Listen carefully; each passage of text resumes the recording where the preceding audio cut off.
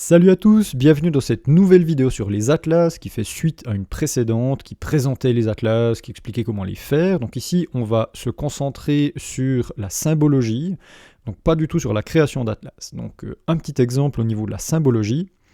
Ici, j'aimerais pouvoir exporter, j'ai créé un atlas et puis j'aimerais pouvoir exporter mes différents polygones.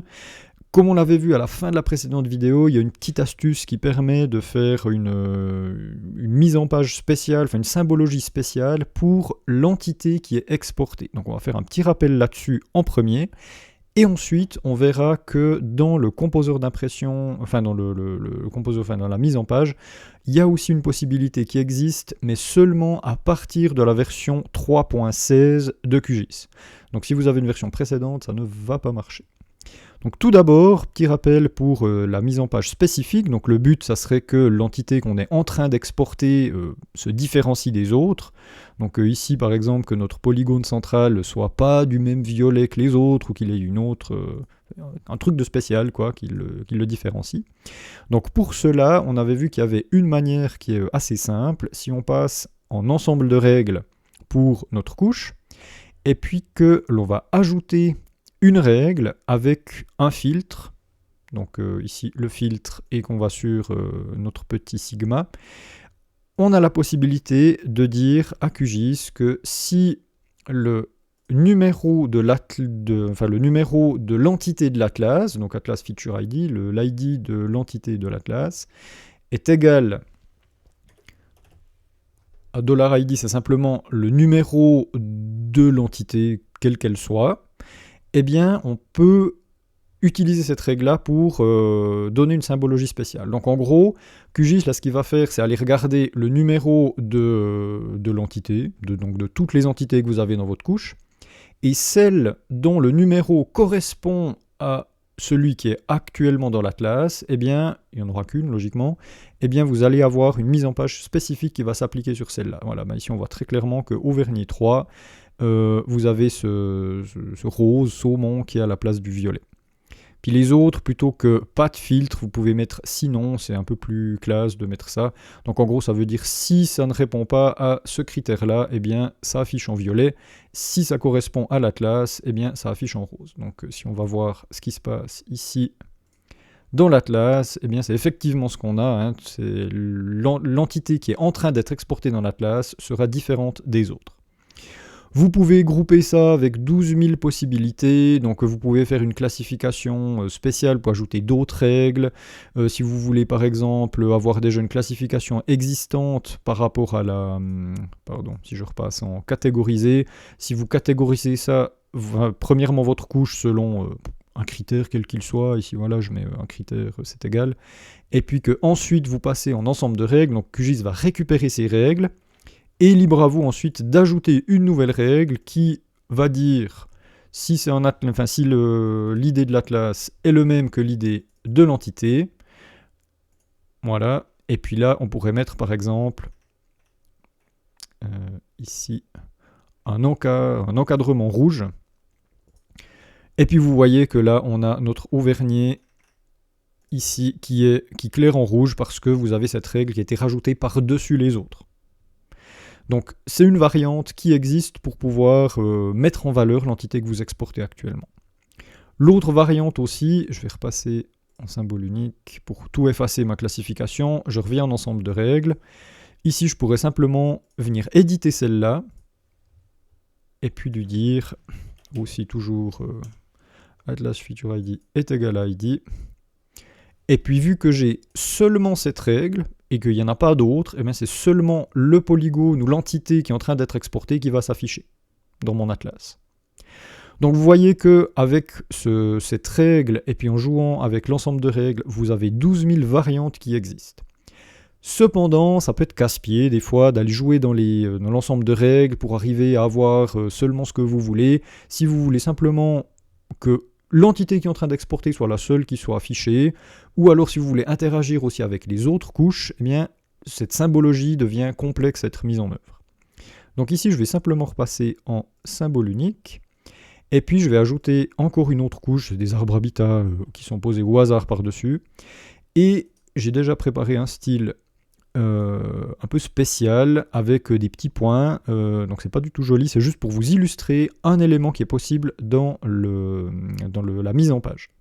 Donc je vais venir dans la mise en page et là maintenant je vais vous montrer un autre moyen d'interagir avec vos entités qui sont exportées dans un atlas sans utiliser la symbologie. Alors, vous pouvez grouper les deux, hein, bien sûr, mais ici on va voir un élément donc, qui est valable seulement à partir de QGIS 3.16. Vous avez un petit logo ici qui a été rajouté, donc quand vous sélectionnez votre carte sur votre mise en page, vous avez ce petit logo qui vous donne un paramètre de découpage. Et ici, donc c'est quelque chose qui a été rajouté, c'est surtout la première option qui nous intéresse, vous pouvez découper aux limites de l'entité de l'atlas. Et sous vos yeux ébahis, juste en cochant ça, eh bien on a à peu près le même résultat que lorsqu'on faisait notre Atlas Feature ID est égal à ID. Sauf que ici on a 2-3 variantes qui existent, notamment vous remarquerez l'existence de ce petit menu déroulant.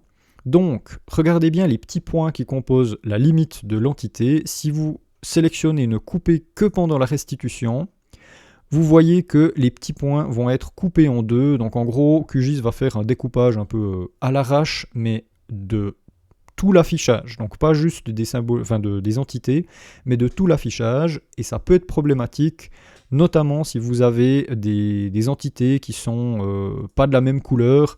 Vous aurez des morceaux de la couleur de l'autre à côté, comme ici on voit. Hein, là, il n'y a pas tout à fait la même couleur sur le côté. Il y a des autres petits points qui sont visibles. C'est pour ça que j'ai mis des petits points. Voilà, ici par exemple, on a du rouge qui dépasse, parce que l'entité qui est ici à côté, elle doit être rouge. Hein, si je ne découpe pas cet élément, ben voilà, ici on voit clairement qu'il y avait du rouge qui était à côté, et puis qui devient à moitié visible quand vous utilisez ne couper que pendant la restitution. C'est pour ça que je vous encourage à utiliser découper avant le rendu, et là clairement on a un rendu qui est beaucoup plus propre, donc on ne voit pas du tout les entités qui sont à côté. Si pour une raison XY vous souhaitez quand même voir les entités qui sont intersectées, donc c'est-à-dire les entités qui touchent celles que vous avez dans votre atlas, eh bien ici on a une seule qui est concernée. Ici on en a pour notre entité en violet, on en a une rouge ici qui est aussi collée sur le côté, et d'autres violettes je pense aussi. Donc à vous de voir ce qui est le plus efficace, mais je pense que découper avant le rendu, c'est la meilleure chose que vous pouvez avoir. Une chose aussi que je vous encourage à utiliser, c'est forcer les étiquettes à l'intérieur de l'entité Atlas. Ça vous évitera d'avoir des rendus d'étiquettes bizarres avec des étiquettes qui se baladent, d'entités qui ne sont pas affichées, mais dont vous voyez quand même les étiquettes. Donc ça à utiliser. Et ensuite, vous avez la possibilité soit de découper toutes les couches. Donc là, clairement, vous avez seulement ce qui est à l'intérieur de l'entité de votre atlas qui est affiché. Ou alors, vous avez la possibilité de découper seulement des couches sélectionnées. Donc ici, en l'occurrence, le parcellaire, c'est la couche sur laquelle vous faites l'atlas. Donc vous pouvez aussi la décocher si vous souhaitez. Mais découper seulement les arbres habitats. Donc ici, on aura seulement les arbres habitats qui sont à l'intérieur de votre entité qui seront affichés. Ou alors le fond. Découper que le fond, mais pas le parcellaire. Ou alors pas les arbres habitats, mais que le parcellaire. Enfin voilà, tout est possible avec cette nouvelle fonctionnalité. Donc voilà, c'est un petit peu ce que je pouvais vous dire au niveau de ces différents types de rendus dans les atlas, notamment avec cette nouvelle fonctionnalité ici de QGIS 3.16, ce qui est très pratique. Et puis je profite de faire un petit rappel, quand vous faites un système de catégorisation, et notamment un filtre avec votre Atlas Feature ID est égal à ID. Je vais rapidement vous refaire une petite démonstration de ce que j'entends. Si ici vous rajoutez donc votre fameux filtre, que je vais aller rechercher ici, donc j'ai shooté mes arbres habitats et puis mon fond. Donc ici, en l'occurrence, j'ai plus que le bien-fond, enfin l'entité qui correspond à mon atlas qui est affichée. Donc, vous êtes embêté, si vous voulez éditer votre couche ou bien consulter le reste de votre couche, soit vous êtes obligé de supprimer la règle, soit d'en rajouter une autre. Donc, n'oubliez pas que QGIS peut gérer plusieurs styles avec une seule couche. Donc, si je reprends ici mon autre style, eh bien, ça me permet de garder mon style qui s'appelle ici défaut, mais qui est le style de Atlas, donc, et de switcher facilement d'un à l'autre. Il y a une autre vidéo qui parle aussi de ça, donc quand on fait des atlas avec des règles, c'est super pratique d'avoir ces différents styles qui sont enregistrés. Voilà ce que je pouvais vous dire, donc c'est une vidéo un peu spéciale vu qu'elle approfondissait assez clairement un sujet déjà traité.